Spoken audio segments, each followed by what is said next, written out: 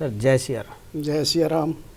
Sir मैं आपसे एक जिस विषय बात करना चाह रहा हूँ, आज का हमारा जो विषय है वो ये है कि दो व्यक्ति हैं। एक कहता है कि मेरे जीवन में जो भी हो रहा भाग्य से हो रहा है, यानी कि जो भी है विधि का विधान। दूसरा व्यक्ति उसी के अपोजिट उसी कार्य में शामिल होता है, वो कहता है ये भाग्य है क्या, यानी कि वो खुद की अपनी रणनीतियाँ बनाता है। तो ये दोनों में से सही कौन है, इस विषय में आपसे जानना चाहिए। क्या होता है, इसको हम ऐसे समझते हैं जैसे हमने पहले भी जिक्र किया कि बैंक अकाउंट है। बैंक अकाउंट होगा, लेजर होगा, एंट्री होगी।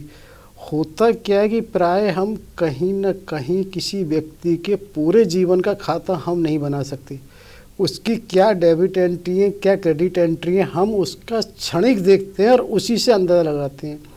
होता क्या है, वो जो भी कर्म कर रहा है उस कर्म का अगला और पिछला हमें नहीं पता।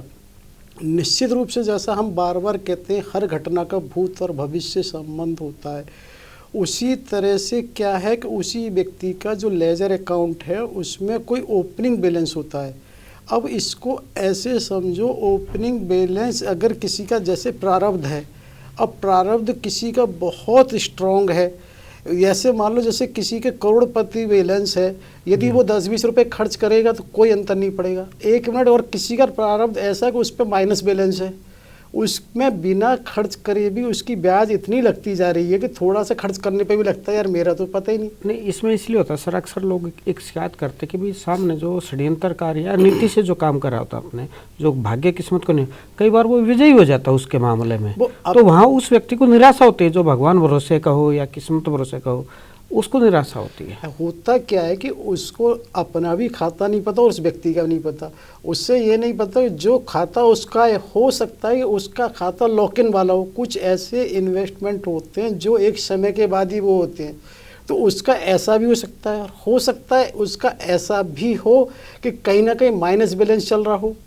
और जो दूसरा व्यक्ति जिसको हम सफल कह रहे हैं, वो वास्तव में क्या होता है कि उसका जो बैलेंस इतना स्ट्रॉन्ग रहता है, इसकी वजह से वो जो भी गलत काम कहना है, एक तरह से उसका खर्च अगर हो भी जाता है तो उसको प्रभावित नहीं करता। लेकिन अगर हम किसी के भी जीवन का पूरा आकलन करेंगे तो आपको देखिएगा कि वास्तव बैलेंस जब निकल के आता है किसी न किसी वजह से ही आता है। क्योंकि सर क्या है ना, संसार क्या है, सामने जो हो रहा है तो उस व्यवहार को देखता है। ये तो एक आंतरिक विषय हो गया। तो उस व्यक्ति को, हमारे जो दर्शक है, उनको कैसे संतुष्टि मिले अगर उनके साथ कभी ऐसा घटित हो जाए, यानी कि उनके साथ जो चाह रहे हो ऐसा नहीं हो और विपरीत हो जाए, तो वो कैसे मतलब से दर्शकों के लिए। हाँ, इसको ये निश्चित है, जिस व्यक्ति को आप सफल मान रहे हो निश्चित रूप से कम उस व्यक्ति के साथ 3 चीज़ जरूर जोड़ दें। उसका भूत और भविष्य। भूत में क्या होता है कि स्वयं के कर्म हो सकते हैं, उसका कहीं माता पिता द्वारा कुछ चीज़ प्रदान की हुई हो सकती है, और भविष्य के लिए हम उसके बच्चों की बात, अगली पीढ़ी की बात कर रहे हैं। तो जब आप पूरा आकलन करेंगे तो आपको कहीं ना कहीं उसका उत्तर मिल जाएगा। लेकिन होता तो ये कि हम दूसरे के कर्म की तो बात तो अलग है, अपने कर्म का ही मूल्यांकन नहीं कर पाते। मैं मतलब जैसे सुखी और दुखी के विषय में किसी अपने एक संत को सुन रहा था। उन्होंने कहा भाई मान लो कि कहते हैं ना अक्सर भक्ति करने वाले लोग दुखी है।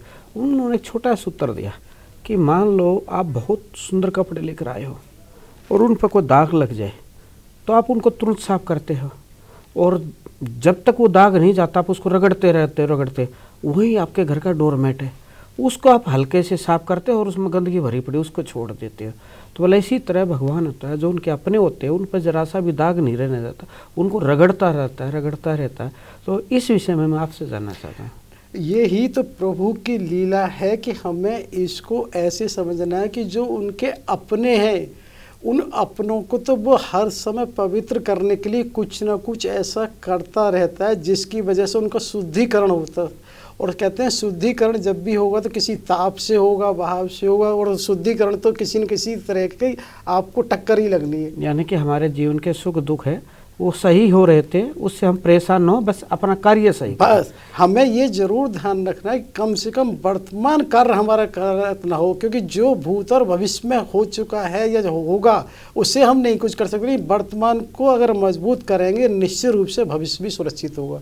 जिसका वर्तमान अच्छा नहीं हो सकता उसका भविष्य भी अच्छा नहीं होगा। चलिए सर, मेरे साथ दर्शकों का भी समाधान हो गया होगा।